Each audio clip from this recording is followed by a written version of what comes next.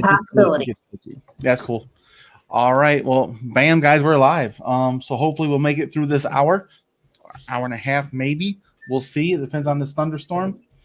But yeah, so we're gonna start off tonight with some good news, or not good news, but light-sided news. It's not so critical. It's not a harsh, hard-hitting topic or anything. But yes, we'll go ahead and just jump right into it. You ready, Mia? Absolutely. All right. Bam. What up, Yang Gang? Welcome back to the Trickle Up. It is the 2nd of May. In 2 more days. May the 4th be with you. I can't wait for that. But yeah, what you got on the low for us tonight, Mia? Okay, well, the White House says Vice President Kamala Harris will chair the Space Council.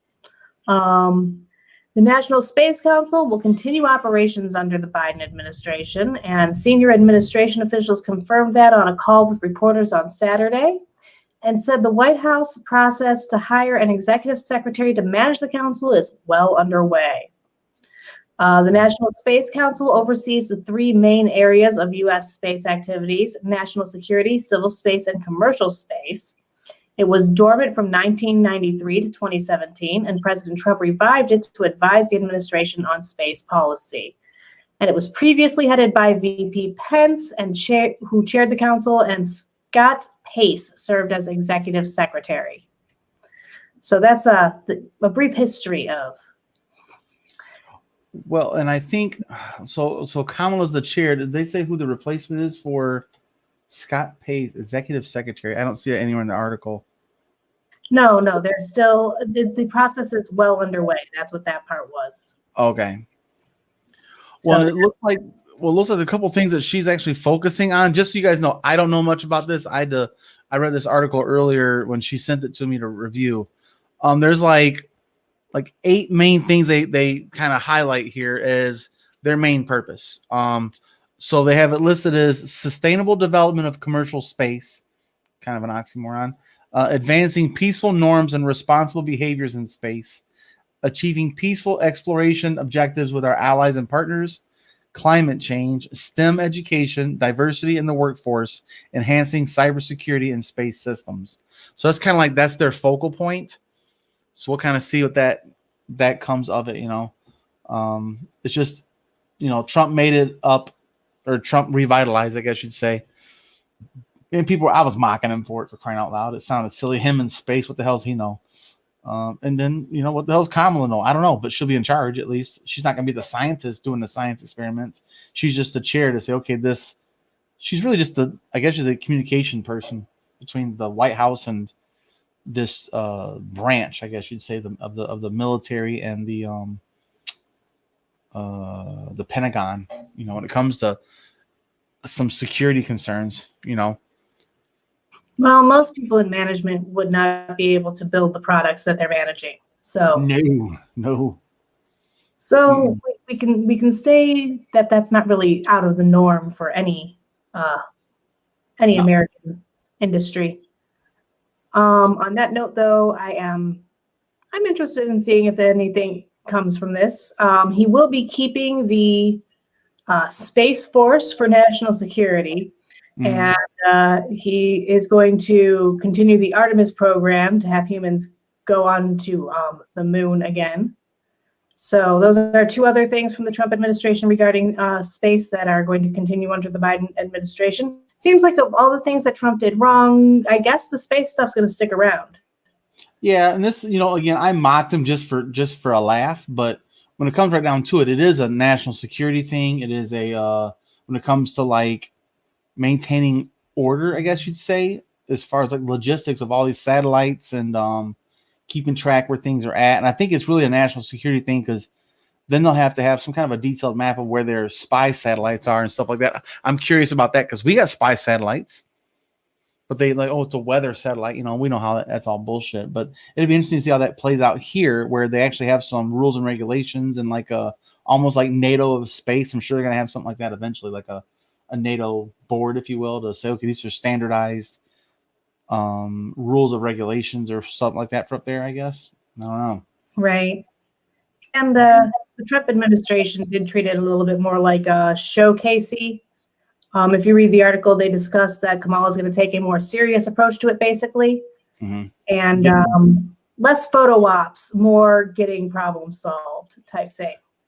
Yeah, and it kind of ends the article with this little blip here at the end. It says, no date has yet been set for the first meeting of the National Space Council, but officials said Harris is already receiving frequent briefings on space flight activities and is engaged with key stakeholders. On Monday, for example, she will swear in former Senator Bill Nelson of Florida as NASA's administrator. So they're making some moves in the upper echelons of it. But I'm really interested to see what this is going to be all about as far as like how they're going to implement it. And this is going to be a slow process. A lot might not get done in 4 years, but you know, it's interesting to see how they might have to incorporate SpaceX too, to be like, hey man, you guys are Elon's trying to have the low orbit satellites to establish like a, what's he calling that? Not Skynet, but oh shoot. Starlink, yes. So 5G nationwide and even worldwide. With the goal of it being eventually to provide internet to anybody who wants it for $5 or less. On planet Earth. Yes. So you could be on the top of the highest mountain and at the middle of the Pacific and have 5G access. That's a huge thing for safety for people at sail, divers. Think about people that get lost at sea and get ate up. That'd be so scary. I'd be so scared. But if you had your cell phone, you could actually make a phone. Hey man, I'm gonna send my GPS. I'm gonna drop a pin here in the Pacific. But that we could have connections worldwide. And I think there's a huge opportunity if we can get the Space Force thing, whatever it is, the Space Council, to work with all the governments to pitch in on a nationwide low orbiting 5G stuff, where everyone on planet Earth has access to the internet, which would increase people's access to producing resources. I mean, think about if you had a village in wherever the hell, Central America, Central Africa, Asia, Alabama, where the poorest people are at but and say, hey, we're gonna help these people establish a business online where they don't have to move, they don't have to leave their country to seek success. And I think I wonder, what do you think about this? Could you pitch this as a curbing of immigration? You don't have to immigrate to a different country to seek resources if you can collect resources remotely with 5G and have your online business. Except for the problem is, clean water and education. If that's, like that's a big one, of course. But I think if you have 5G availability, that'll promote more schools online. You can do online schooling. All that kind of stuff would be huge, especially in the Middle East where they don't, a lot of the poorer countries, I won't say Middle East isn't poor because of the oil, but places where they really poo-poo on education. Well, anytime you have the decentralization of knowledge, you've got opportunity created for people. So I would make that argument regardless. Like, even if it doesn't provide water, you might be able to be a particularly ingenuitive person who can now go on to YouTube and figure out how to build a water collector. Yes.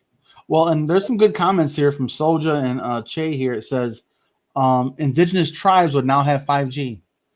Because they're out in the middle of BFE and they don't get access to any kind of internet and Wi-Fi.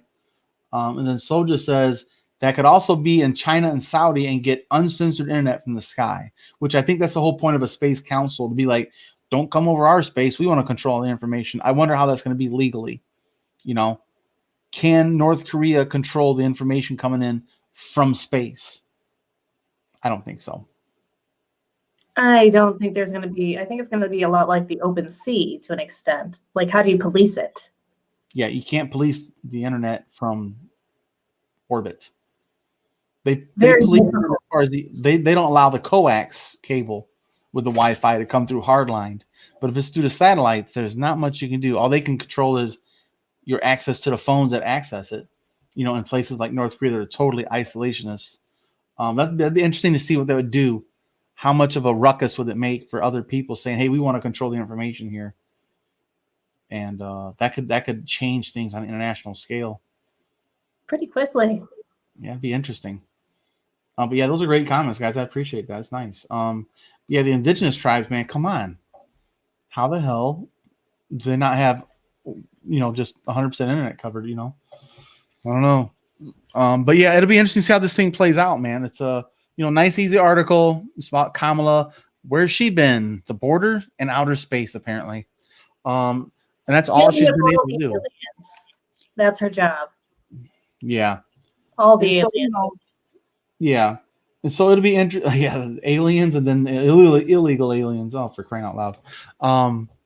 But yeah, let us know what you guys think about that in the comments section, man. What do you guys think this would do? Would this change? What would this how does this affect the entire nation and the world as far as Space Force and the Space Council and deciding on rules and regulations on information and access? It'd be really interesting to see. But that means everyone could have access. Everyone. And I'm very interested in this. So let us know what you guys think about this in the comments section. While you're here, of course, ring that notification bell, subscribe, like it, and thanks for joining us. We'll see you guys next time. And like always, Yang Gang. Awesome. Oh man, sorry guys, my allergies were really hitting today. I've had the same issue. It's just, oh my gosh. Michigan, it's finally getting a little bit warmer, so yeah, spring has sprung. And the first thing to go is the molds, I think, and I think that's the worst for me. Like molds and fungus, those spores going around really get to me. For me, it's the pollen, man. I get in my car and I see those little yellow dots everywhere. I'm like, oh no, roll up the windows. Okay, so let's see the next one. Let's go back up to the top. Let's start with old Mitt Romney. What a weird article this is. Goodness gracious. Oh, Mitt. I don't even understand what the hell a censure even really does. I know. All I know is he's having a rough day. Well, a rough few days. Yeah, they're booing the shit out of him. I'm going to look this up real quick because I'm not too sure. You're not? You want to understand what half the GOP's people with spines are going through? What was that? I'm sorry. I was reading. Oh, I was just saying you want to understand what half the GOP with spines are going through. Yeah. Okay, so I got the definition pulled up. I'm actually going to read that. What up, Emmy? Yeah. I always get them in the spring, man. It's always the pollens, the grass clippings, the dust. Everybody starts dusting, and I sweep up my garage. I'm sneezing all day. My eyes are just running all like, get all that dirt out of from your car, tracking it in from the snow melting off your car. There's just piles of dirt, and you got to sweep it out. It's crazy. Okay, so the next one is, let me pull up the article. There it is. Okay, what's it called? Oh, stop it, CNN. Yeah, Utah GOP censured. Jesus Christ. Okay, so I'll just throw it over to you. You tell me. I'm going to talk about the definition, then we'll get into it. That'll be easy enough. Emmy says, samesies, her face hurts. I get so bad in my eyelids get sore from me rubbing them because it's just leaking all day long. I just can't help it. All right.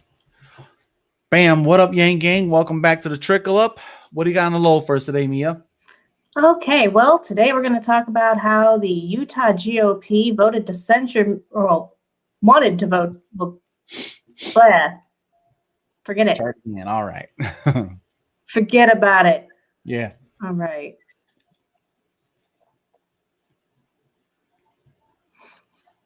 Today we're talking about the Utah GOP and their vote to censure Mitt Romney failing, but the senator was booed earlier at the convention. Anger persists among the core activists about Trump's impeachment and Romney's frequent criticisms of him.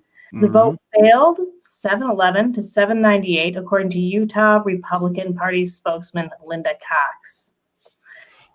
Yeah, so my first question about this article is, what the hell is the point of a censure? So I look up the definition. It says, censure is sometimes referred as a condemnation or denouncement. is less severe than expulsion, and that it does not remove a senator from office. It is nevertheless a formal statement of disapproval that can have a powerful psychological effect on a member and on that member's relationship in the Senate. Ooh. But here's the thing. He's not a state senator. No. You know what I mean? He doesn't work for Utah state legislation. No. He's so just it's like the children telling your parents, I censure you. I'm disapprove of your parenting. So shut up. Go back to your room, make your bed, dummy. You know, like he works for the federal Congress, the U.S. Congress, not the state. So it's a waste of time. It's just a virtue signal, you know. Oh, a very big virtue signal from some of the further to the Trump side of things. Guyman, the one who started the resolution, claimed some delegates told him they had decided not to vote for the censure resolution because they felt Romney had received the message earlier in the day when they had been booing him. The boo will do. Yep. Let's see. Among other things, the resolution, I don't know why that word is so hard for me to remember. Among other things, the resolution claims that his comments not only hurt President Trump's reelection, but hurt other Republicans on the ballot. Man. Mm-hmm. And this illustrates the fractures of the GOP over the legacy of the former president and the party's future. Yep. Boy, it contained unproven conspiracy theories, including about President Joe Biden and his family. It claimed that House impeachment managers doctored evidence and denied due process. Now there is some evidence of that, though. Oh, there is some evidence of that the Steele dossier. I will say that. Okay. But I first of all, I'll say this: I think the impeachments were just a waste of time, and that's easy to say in 2020. We're looking back, but in the forefront is like no matter what happened, the Senate wasn't going to push it through anyway. So the Democrats are doing themselves any favors. But nonetheless, these people are saying now the points that they're making of doctored is probably like 50 things instead of the one thing that might actually have some credibility. Like, you know what I mean? Like they'll pile on one thing, and then Mitt Romney responds. He's like, "Hey, brother, I got something to say." And he goes, where'd he put? He goes, "Now," and this is a quote from Romney. He goes, "Now you know me as a person who says what he thinks. And I don't hide the fact that I wasn't a fan of our latest president's character issues." And that's when they started booing the shit out of him when he said that out loud. Oh, I love it. He goes, where'd it go? Oh yeah. So it says Romney further defended himself by listing his conservative credentials, which elicited further booing. Whoa, double boo. And he goes, "Yeah, I understand. I have a few folks who don't like me terribly much, and I'm sorry about that. But I express my mind as I believe it right, is right, and I follow my conscience as I believe is right." And the crowd responded with boos and cheers, mixed signals. It's so silly. Yeah, well, it's kind of hard to believe in free speech and then at the same time condemn somebody for using that free speech. So some people were pretty happy to hear him say, "I say what I believe," and other people were like, "Shut up, we don't care what you believe." Yeah, we don't agree with what you say you believe. This is typical bullshit, typical bullshit, virtue signaling garbage, that's just what it comes down to. And like I said, what's the point of censure? Nothing. It's a strong psychological effect. So is the middle finger, assholes. See, this triggers people. Like, come on now. It's like giving them a middle finger on paper. When my mom says, "I'm disappointed in you," I don't even take her seriously. And I always say, consider the source. My mom would also be one of those sources that I consider. Right. Not worth it. Well, then like him in Utah, he's like, "Listen, you guys are state senators. We're not even like peers. We're not the same. We're on the same wing. I'm over here, you're over there, and you're telling me over here that you don't like what I'm doing over there. Well, then run against me then." That's if you said, if you don't like it, run against me. But I know he doesn't want a challenger. So he would never say that. But yeah, so I like Romney for what he has done a couple times, but the rest of the time, just pure bullshit. He's a conservative Mormon with a bunch of ideologies. He's a corporate kind of guy, man. But he does have some principles in there, so they can't all be right and they can't all be wrong. And you can be right for the wrong reasons and wrong for the right reasons. So he's one of those guys that falls on both sides of that scale. It's just nice that he's not a cackling maniac. We've got enough of those too. Well, and he's not an ideologue in the regards of Trumpism. Like, he's not part of the cult.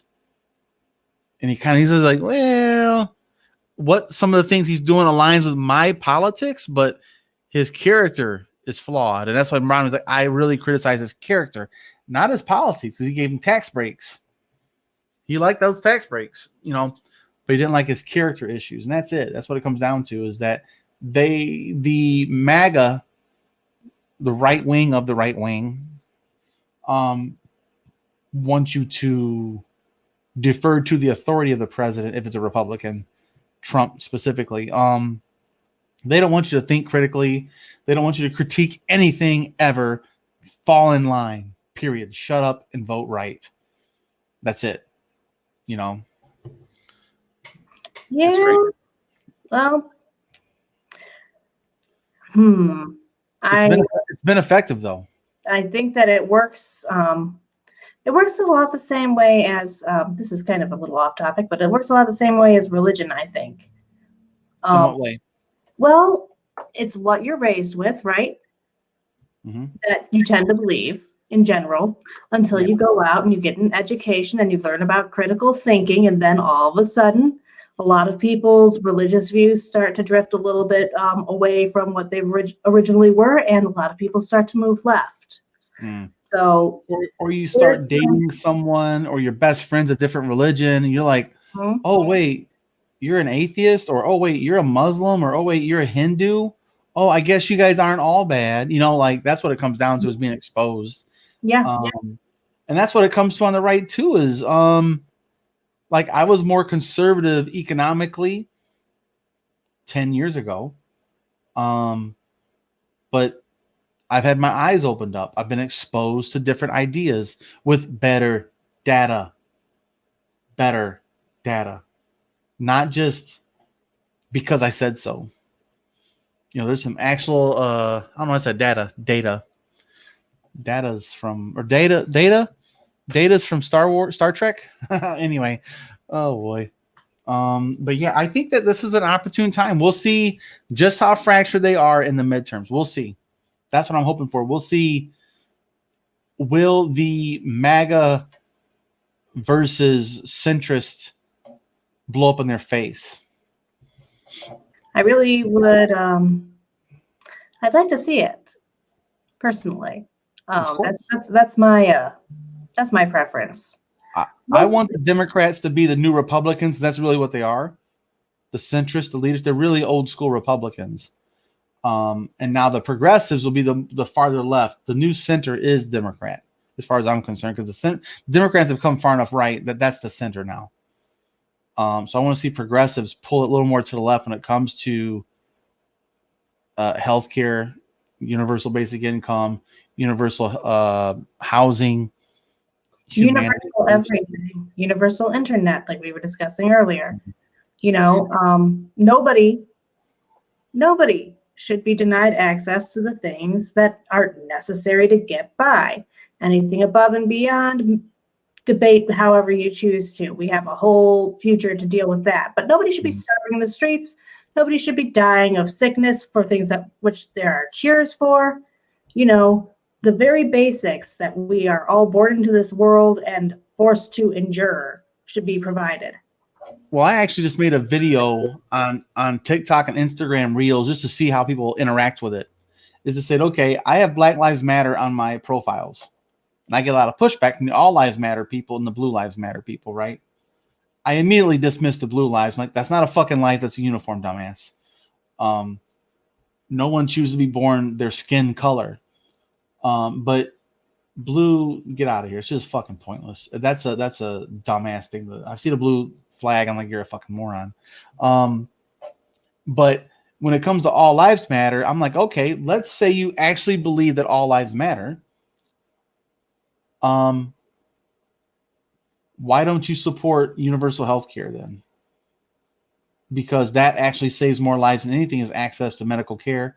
Preventative medicine is what my biggest point is. So I'm that's one of my talking points now. I'll just be, hey man, if all lives matter, if you believe that, and you're not saying it as a racist thing or a reactionary thing, the Black Lives Matter, if you truly believe that all lives do matter and should matter, then you should support candidates that support universal health care of some sort. I'm not saying single payer, but universal health care nonetheless, because you'll actually save lives, because most lives are lost due to heart disease, strokes, morbid obesity, and diabetes, and complications of diabetes.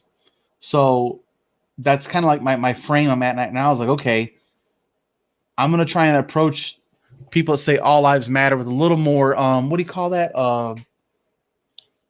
Not benefit of the doubt, but shit, what's that term? Oh, hell. Nuance? No, kind of, but like I'm giving them like the benefit of the doubt. Like, okay, a good faith argument. Like I'm going to treat it as if they are children with a good faith argument. It's okay. Let's say you believe that all lives matter, and it's not a racist thing you're doing to, if that's not why you're doing it. You have different weird fucking reasons that are uninformed. But okay, then why don't you support things that saves all lives? That's all. What policies do you support that supports that statement? And kind of push back that way.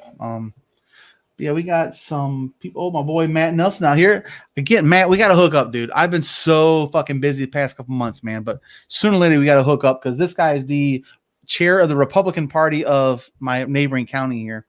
He was the party that is fractured are the Dems. Dems are not old school Republicans. The GOP is much more blue collar now, and what is happening is a revolt against Washington elite and the GOP. I gotta say I disagree with that. The both parties are fractured. Both parties are fractured. Like I said, the DNC is the centrist now, as far as I'm concerned. And Let's the progressives are left. Clear on something. Both parties are fractured.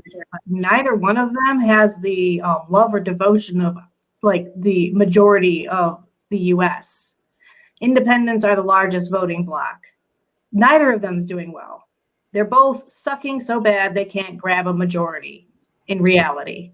Well, and to me, to say the GOP is much more blue collar doesn't really add up for me personally, because blue collar would support $15 an hour,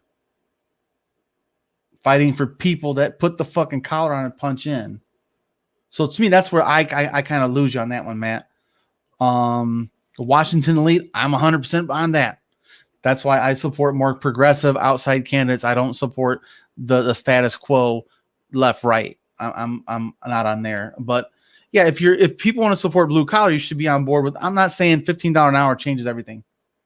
I don't even read necessarily $15 an hour with this weird little timetable. I think it should have a little more nuance than just across the board. I think it should be regional. Like $15 an hour in New York City ain't doing shit for you. $15 an hour in Kentucky, West Virginia, Louisiana, Mississippi, where the cost of living is significantly lower, $15 an hour makes a bigger difference. So if you live down there in these places where the average income is $15,000 a year, and you get $15 an hour, then you don't qualify for welfare. So you should have a decreased stress on the welfare system financially. So I'd be interested to see how that works out. But again, I'll keep saying it. $15 an hour would hurt small businesses. That's about it. It's only real pushback I have on that. It'll make people not want to start their own lawn care business with an extra employee. That's why UBI helps supplement is so important in that case. But both parties do have a certain amount of fracturing, though, getting back to that point. Okay. The GOP, though, the fracture there is along the Trump lines. That's where the dangerous part of the fracture is. I'm not saying that there's not a fracture between elites and blue collars, but there's a fracture as well between people who think that Trump was the savior. Yeah, the answer. And needs to be followed till the ends of the earth over a cliff. Yeah. And that. So that is a different kind of fracture than the one that you're speaking of. And I understand that you don't feel like that's like I can see that perspective, but there's more than one fracture that you can be referencing. Well, to me, we do need conservatives, we do need liberals, we do need progressives, we do need center right, center left, and we need centrists. But when you start pulling this taffy so far apart, it's going to break. And I feel like that's what we're doing. We're getting too polarized, extremes. So anyway, but Matt here says we are seeing former union people joining the GOP.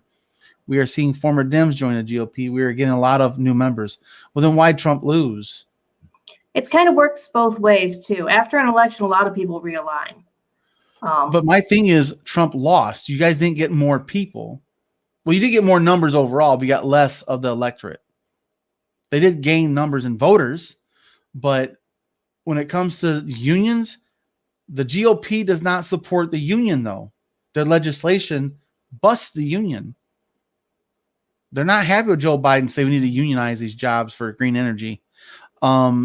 So both parties got new members too, so fucking I voted Democrat.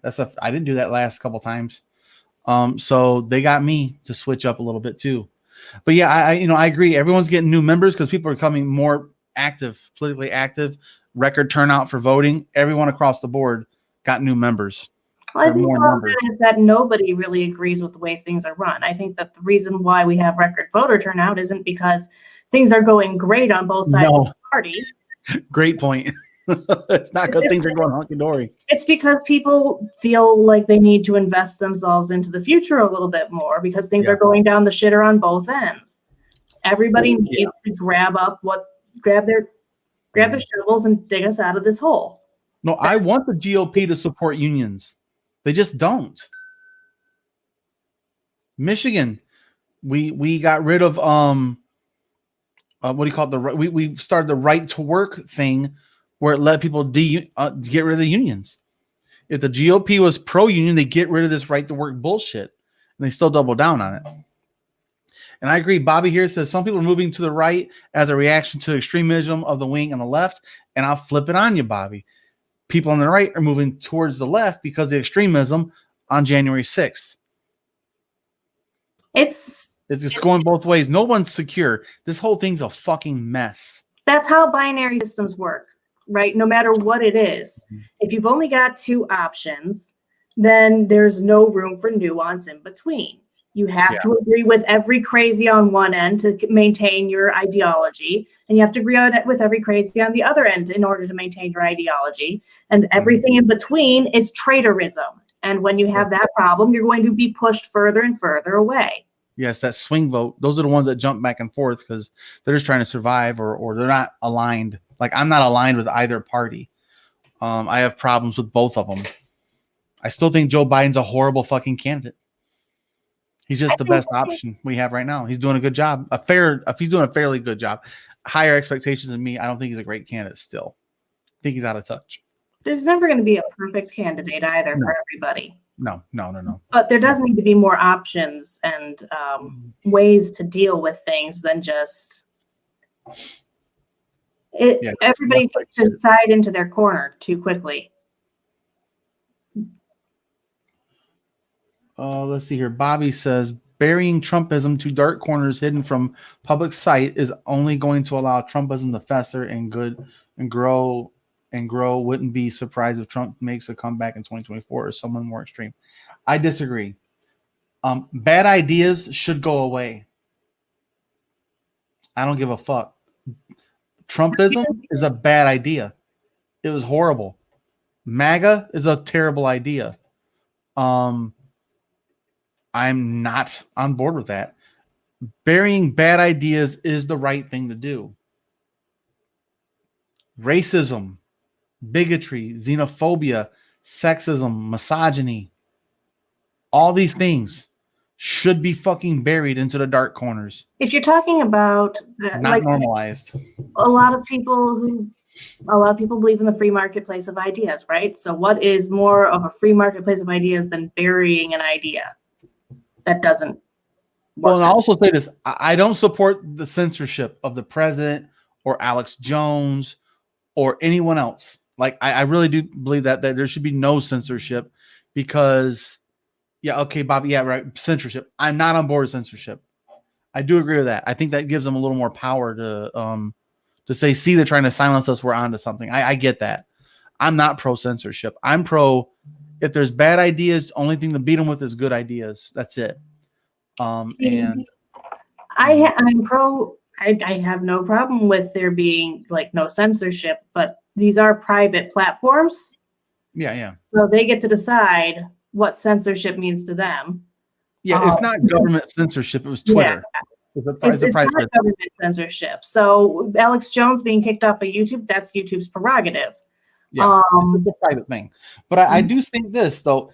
If we allow these people to have a monopoly on information and distribution, they should be held accountable. Yes. So that's that gray area we're in now. We're not this internet thing. We're trying to figure it out. We need to roll this bitch out and kind of look at it. We're not trying to really. Congress is incapable of figuring this thing out. They're incapable. So we're asking a fish to build a fucking house. It's impossible. We do a lot of that. I'm really annoyed by how much it's people who understand how to interpret legal jargon, which does not help anybody in Congress, as opposed to people who know how to, make things, do things, and build things. Yeah, but we need an updated Bill of Rights that includes the ideas and the limitations and access to information via internet. So I would like to see an updated amendment to include free speech. That includes the internet. That includes social media as the public square. I think Facebook, Twitter, Instagram, whatever, if they meet a certain marker, we should have some parameters. Say, listen, if you have a market, if you have 30% shares of the public market when it comes to this, then you are now the public square.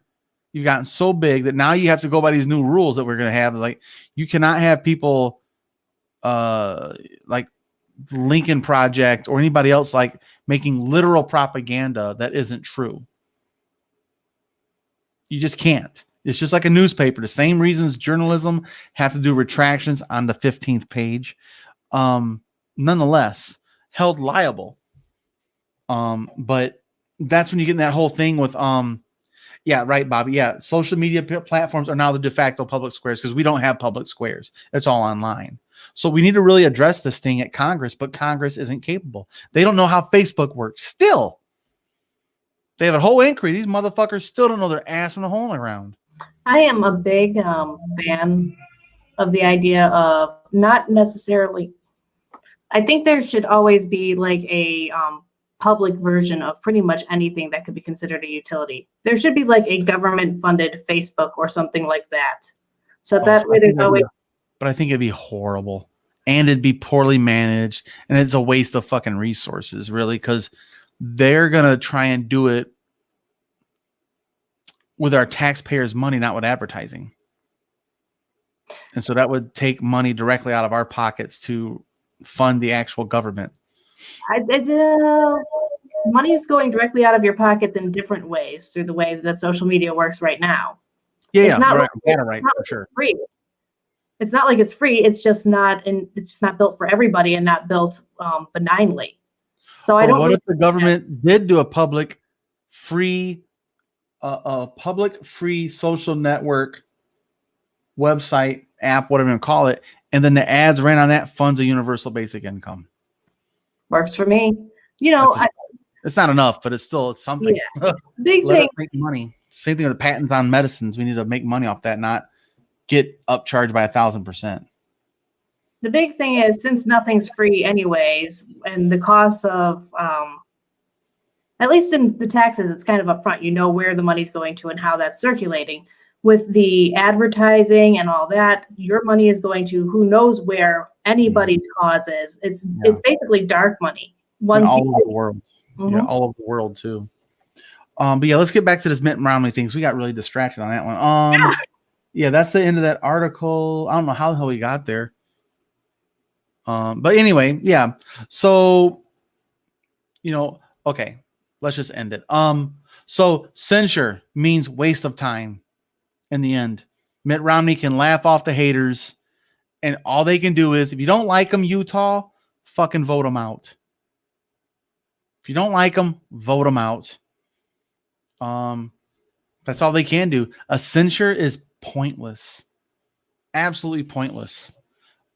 So yeah, Mitt, I don't know, dude. Be consistent. He's as consistent as they come, at least on that point. As far as like his ideas, he's very consistent on that whole point in a way. But yeah, he supports some decent policies, and he pushes back on others. Yeah, I'd like to know what you guys think about this in the comments section.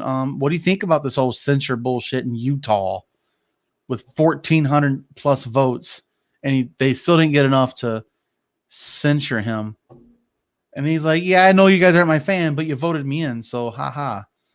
I'm still getting $174,000 a year, bitches. Drop the Mormon mic and walk off the Mormon stage, He's gonna be fine.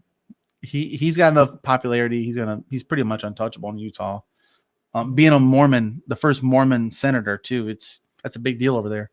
So I think Utah is like 75% Mormon, if not higher. Something like that. I know it's a ridiculous number. Massive. Yeah. But yeah, guys, let us know what you guys think about that in the comment section. While you're here, of course, give us a like, leave us a comment, share with your friends, and subscribe, ring notification bells, all the fun bells and whistles. So thanks for joining us. We'll see you guys next time. And like always, yang yang. All right, cool. All righty, so that's that one. I appreciate Bobby and Vaughn and Matt chipping in there, man. Some good points you guys made. But yeah, I'm 100% anti-censorship. I think even the worst speech should be allowed. It's free speech. I'm an absolutist in that. Even horrible speech. At least these motherfuckers making themselves known. And then, oh, there's the psycho. Stay away from psycho, Let him go into this little dark corner of whatever page and Facebook, whatever. The FBI is just going to watch you anyway. They already are. Now they have to chase you down 4chan or some bullshit, But I still think we should have an online passport to secure identity that you can be held liable for things you say, because free speech is free, but you can't incite violence or harm. And that's the point I was just about to make, which is they're saying anything, like the vile stuff that comes out of some people's mouths can inspire other people to have vile thoughts they would not necessarily have had otherwise. Yes and no. It depends on your circle that you run in. If you don't have a circle and your circle is trying to hunt the internet, trying to find a circle, you can be pushed anywhere. Yeah, but we already have that. That's what we have. We already had that. And it's always existed. Even before the internet, that's always existed. It's just easier and quicker to find now. Easier and quicker to find makes a big difference. It does. It does. It creates quick little cults like QAnon.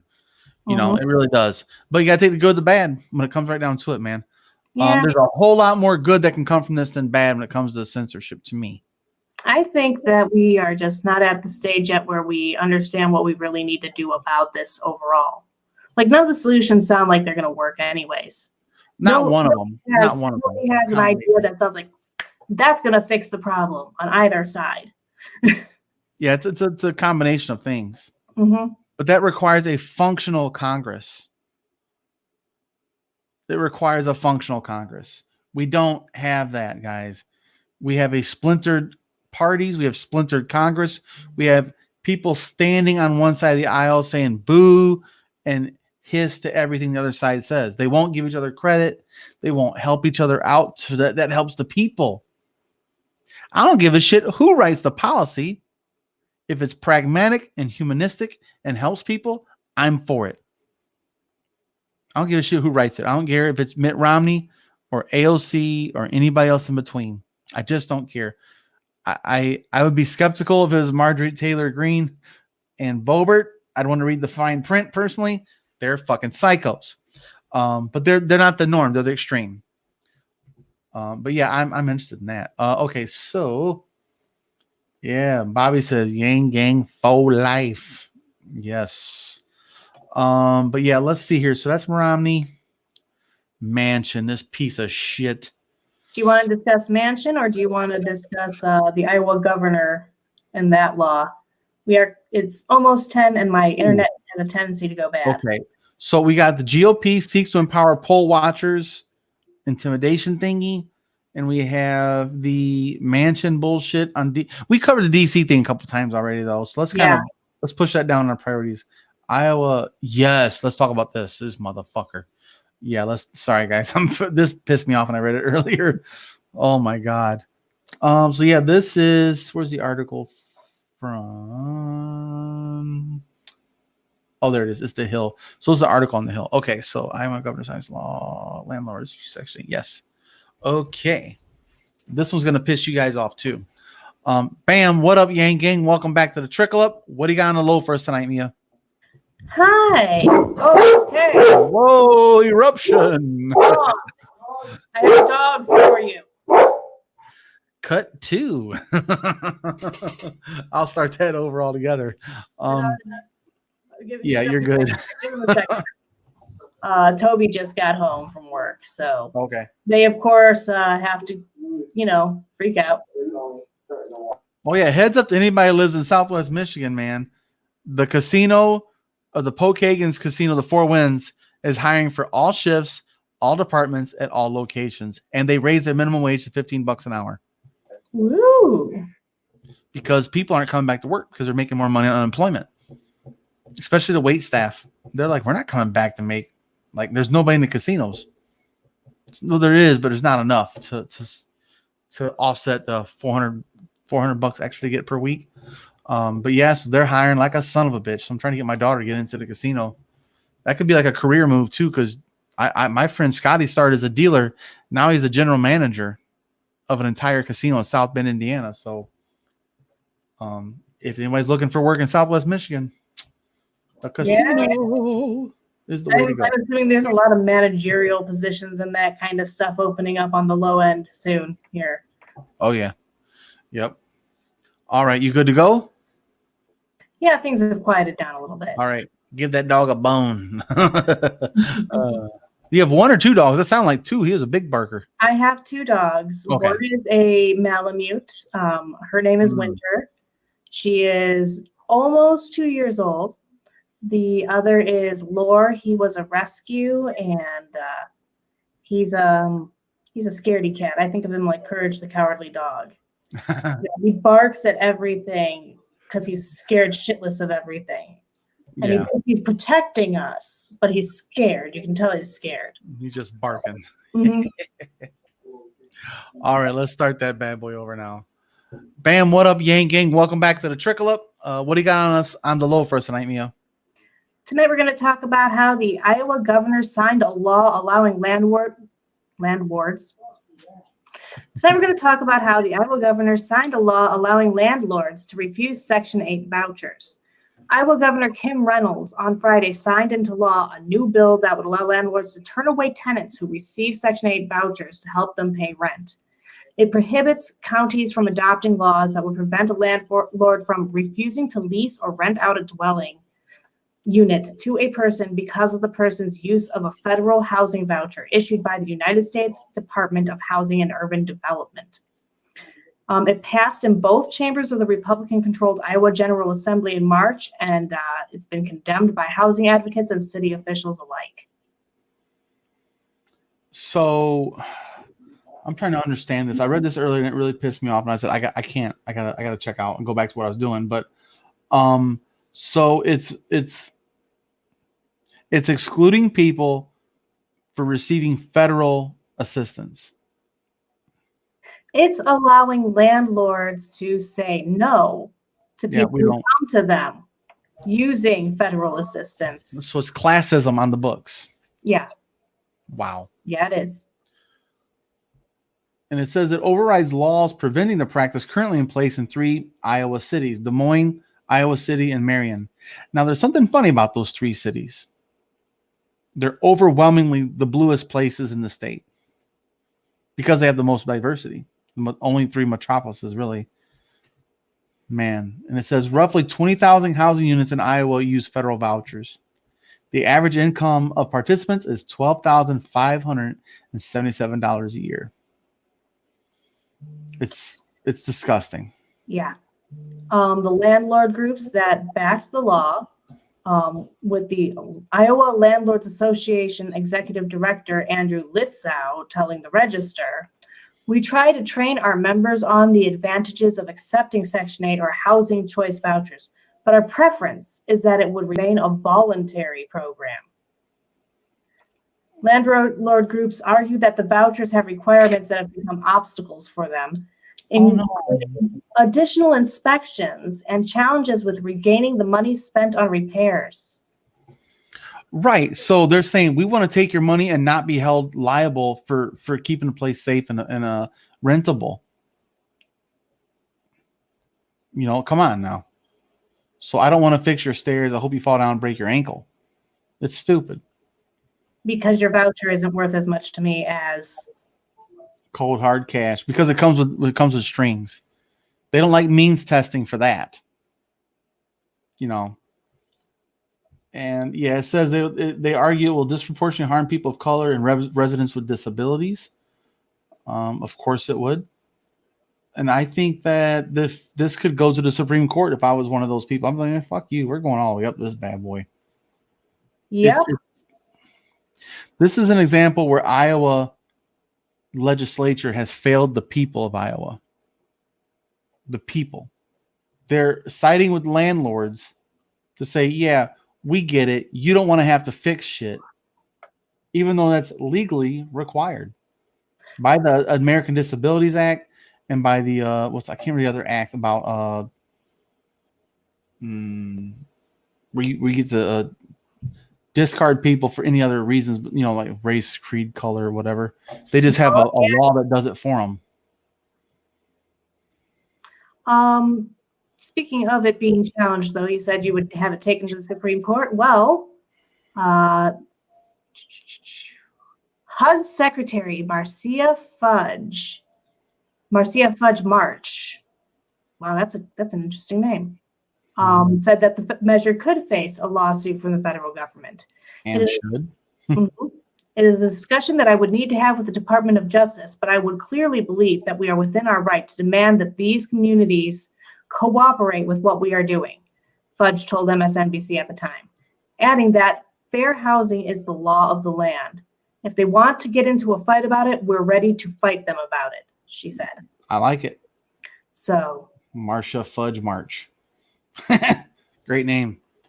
Yes. And it's not a typo, right? It could be a typo. It could be Marcia Fudge in March, and I somehow deleted that. But here, let's see. I'm curious about that. I'm going to edit this part out. I'm fairly certain now it's Marcia Fudge, just Marcia Fudge. Maybe she said it in March. You put it on accent at the end of it. Yep, that's what I'm assuming.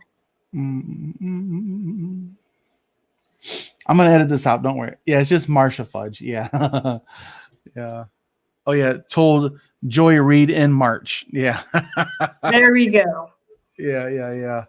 And again, like Vaughn is saying in the comments, man, they're criminalizing poverty. Okay, so then if you have Section 8 housing, then who is going to rent to you at all? Obviously, nobody. Exactly. So that's not fair housing. That's not fair housing. It defeats the entire purpose of the vouchers. It's the whole point of the voucher. Yeah. Make sure that people who typically can't get housing can. Son of a bitch, man. Fuck Iowa. Their entire state assembly has failed the people. They're not representing everyone. They're only representing their bigger donors that are landlords. It's bullshit. We all see it. We all called it like it is. Mhm. It's bull. I don't see anybody in this comments saying a single thing in support of it. Yeah. But let us know what you guys think about that in the comment section. It's pretty messed up. It is pretty dark Yeah. to say that you qualify for this, but you can't come here. You can't come to the whole damn state. You got to leave Iowa. And that's what they want. All you poor people, leave. It's what it comes down to. You're not wanted here. Or go starve somewhere. You know, Just do it somewhere else. You know, as long as it's out of sight. Yeah, and yeah, it's definitely a war on normal people for sure. Good comment. But yeah, let us know what you guys think about that in the comment section, man. Do you see anything beneficial from this besides just landlords? I don't think I see a single redeemable quality about this legislation. It is a punitive and as exclusionary as they come. It's saying, "Oh, you're poor. I don't want you here." It's just the way it is. That's just 100% what it says is. In the big cities where more Democrats are at, get the fuck out of my state. We don't want you in this entire state. So yeah, let us know what you guys think, man. It's pretty messed up. And while you're here, of course, give the video a like, subscribe, ring notification bells. And thanks for joining us, guys. We'll see you guys next time. And like always, yang gang. And they picked the president. I hope they lose their fucking seat as the first place, the primary. I was there and it was a disaster. It was a disaster. But yeah, Mia, I'll go ahead and let you go. So I know you got to go. It's 10 o'clock on the dot. You got the kiddo. We got 3 articles done. And just so you know, so this Thursday, Matt and what's her name? Cheyenne from our TikTok people, they're going to do it on Thursday. Awesome. So I'm going to record it. I'm going to jump in the background. I'll be doing a lot of this shit. Nope. Not just you though. But yeah, so I'm gonna try and orient them to this whole thing, and then we're gonna see, because if they'll do every Thursday, we're good. Yeah. Then it takes less stress on us, and then we could also jump in on a Wednesday if it's available or whatever. And I think that's something that we could get more people to do.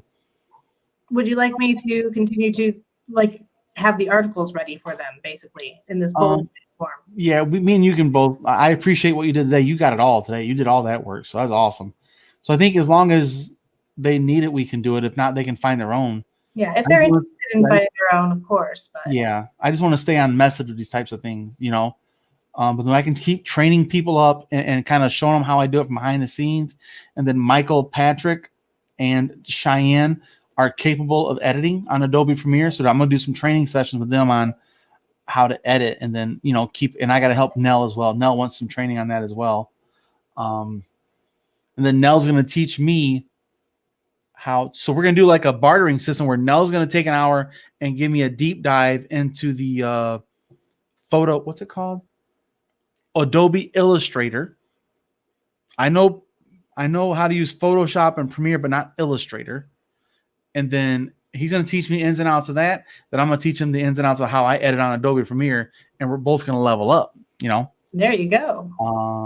Oh yeah. And while we're at it, guys, Tuesday is the first episode of Humanity Speaks. It's a new podcast. It's a bunch of us. Mia's on board. Me, Ariel. Oh shit, I can't remember his names, man. There's so many people. There's like 10 of us, 10 or 12 of us right now. Randy's there, right? What's that? Randy's there. Kaylee. Yeah, but she's not on the podcast. She's just running. She's on the podcast. She's a producer, basically. Yes. Recruiter, producer, kind of. But yeah, so anyway, guys, every Tuesday in the morning, they're going to release an episode once a week to start out with. We're going to build up to more, I'm sure of it. But me and Nell are going to be kicking off the first episode on Tuesday. We're discussing ranked choice voting. And here's the thing, guys. Humanity Forward is absolutely separate from Yang. They cannot intermingle. We can't mention Andrew Yang on Humanity Forward. Andrew Yang can't mention Humanity Forward on the campaign. That's why he can't promote it no more, because of the nonprofit, the 403C or something like that, whatever it is. Yeah, but this is going to be separate from Andrew, but we're going to talk about politics and just political, social justice, whatever the hell, mental health. all kinds of topics. Asian crime, stuff like Asian hate crimes and stuff like that. But yeah, be looking out for that, guys, on Tuesdays, man. It's gonna be. I'm really looking forward to this, man. And me and Nell did a whole lot of time on the backside of making graphics and figuring out the format of the intro, outro. And it's gonna get better as we go too. We're all gonna learn on the fly. Kind of, we're gonna put the plane together as we fly, you know. But I just want to put that out there real quick, guys. Man, it's gonna be awesome. It's a new adventure for us all, and it's gonna be me and Mia be in the same space again for more quality work. Oh, when's your next Humanity Hang? Is that Tuesday as well? Tuesdays and Fridays. Tuesday at 7 p.m. Tuesday at Or is it 8 p.m.? It's 6 Eastern. 6 on Tuesday, and then Tuesday. 7 on Friday. 8 on Friday. 8 on Friday. Okay, 6 and 8. But yeah, guys, definitely, guys got to go. Guys got to show up to these Humanity Hangs, man. If I had more time, I would be there more. I used to love going to those, man. Those were so much fun. And we need more people to show up just to get together. You guys still doing breakout rooms and stuff too? Depending on the numbers. Enough people. We haven't had enough people recently. So over in New York right now, to be honest. Yeah. I think that once that happens, you know, the people who are interested in making UBI happen will start to refilter outward from New York. But right now they're all like congested right there. Yeah, for sure. Yeah. But yeah, guys, let's go ahead and kill this thing. I'm gonna start editing, and we'll get another episode out every day. Thanks again, Mia. So I'll talk to you on Wednesday and Thursday about doing the Google Doc again, of course. Yeah. Let me see. First, I'm hearing about them. About the podcast? The Humanity Hangs, probably. Oh, the Humanity Hangs. Oh, dude. Well, hey, reach out. We can give you links. It's no problem. And just follow Mia on Twitter and just turn on the notifications because she always tweets about it. Humanity Hangs. Here's the links about that. Yeah. Yep. Humanity Hangs. Yeah. Soldier. So I am going to duck out real quick. Yeah. Okay. All right, Mia. I'll talk to these guys for a minute. But yeah, guys. So the Humanity Hangs are on Tuesday nights at 6 p.m. Eastern, and Friday nights 8 p.m. Eastern. So I think Soldier. I think you're in Hong Kong if I do remember correctly. Yeah, the Humanity Hangs. So they have a what's that called? A Slack channel where people communicate about it. But the Humanity Hangs, man, it's you gotta get on like an email list too. If you go to the Humanity Forward, I think it's on Humanity Forward. You can go to the hang section and it'll let you know when they're having them. And then if you just, like I said, just follow Mia and turn your alerts on Twitter. And then she's not an over tweeter either. She doesn't go fucking bonkers like some people do. So I have her alerts on. So when there's a Humanity Hang, she shares it out there. Here's the invitation link, or you can DM her and say, hey, can you put me in the list, the email list, and you get an email about it. But yeah, guys. So I'm gonna go ahead and kill this thing. I'm gonna get to work. We'll do it again.